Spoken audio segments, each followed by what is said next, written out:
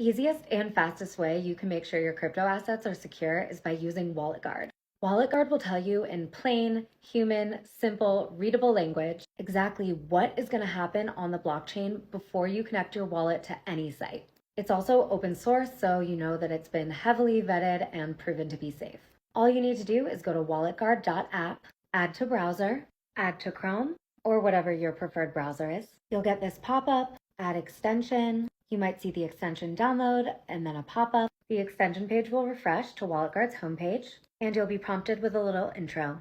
Get started. This goes through WalletGuard's features such as phishing protection. A lot of the time, there will be copycat sites. WalletGuard has a database and checks when sites were registered, how similar they are to other projects. It may sometimes flag something unsafe that you know is, but it's always good to double check, and it's awesome. Next, transaction simulation, which is one of my favorite parts. Before you even connect your wallet to the site, WalletGuard will pop up and tell you exactly what the connection means. If you're trying to buy an NFT, it'll tell you how much ETH is leaving your wallet and what will be entering it. And if you connect to something malicious, the transaction simulation saying that you are giving away your ape, your moonbird, your punk, etc., you'll think twice before you connect. Next, I definitely recommend joining the WalletGuard Discord. There's always a ton of great information in there. Then LFG. Right away, you're brought to a dashboard because WalletGuard also checks for malware and keyloggers. And they're letting me know that my MetaMask is not up to date. They even have a tutorial to update your extensions if you don't know how.